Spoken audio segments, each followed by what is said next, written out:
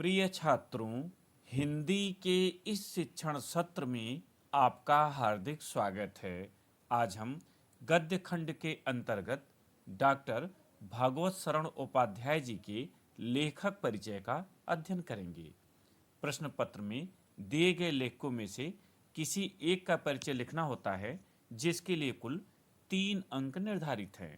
प्रायः किसी लेखक का परिचय जीवन परिचय, भाषा शैली, रचनाएं और हिंदी साहित्य में स्थान के अंतर्गत लिखा जाता है।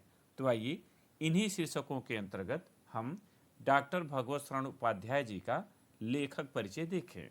सबसे पहले जीवन परिचय।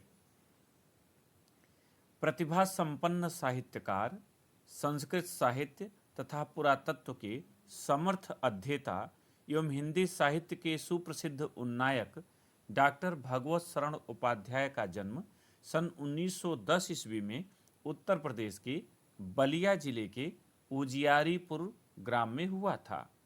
प्रारंभिक शिक्षा के पश्चात इन्होंने काशी हिंदू विश्वविद्यालय से प्राचीन इतिहास विषय से एमए किया।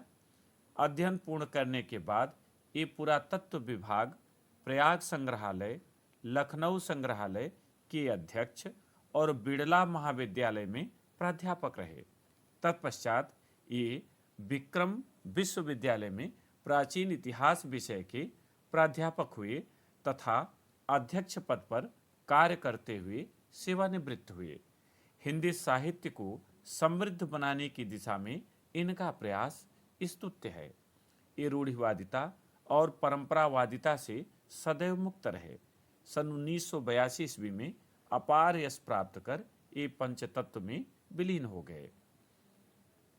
भाषा शैली। इनकी भाषा शुद्ध, परिष्कृत एवं परिमार्जित है। भाषा में प्रवाह के साथ बोधगम्यता की निराली छटा है। इन्होंने वर्णनात्मक, विवेचनात्मक, भावात्मक आदि गद्य शैलियों का सुंदर प्रयोग किया है। यथा एक उदाहरण देना है इन्हीं के पाठ से। कितना जीवन बरस पड़ा है इन दीवारों पर, जैसे फसाने अजायब का भंडार खुल पड़ा हो। कहानी से कहानी टकराती चली गई है। बंदरों की कहानी, हाथियों की कहानी, हिरणों की कहानी। रचनाएं।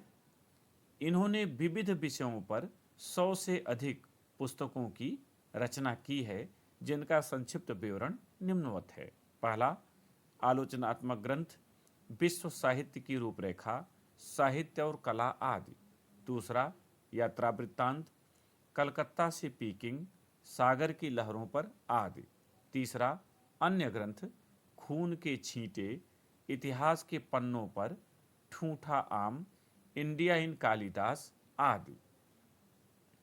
हिंदी साहित्य में स्थान। पुरातत्व एवं भारतीय संस्कृत के व्याख्याता डॉक्टर भगवत शरण उपाध्याय का हिंदी साहित्य में अद्वितीय स्थान है। ये अपने उल्लेखनीय योगदान के लिए सदैव याद किए जाएंगे। इस भाग में इतना ही। अगले भाग में फिर मिलेंगे। बहुत बहुत धन्यवाद।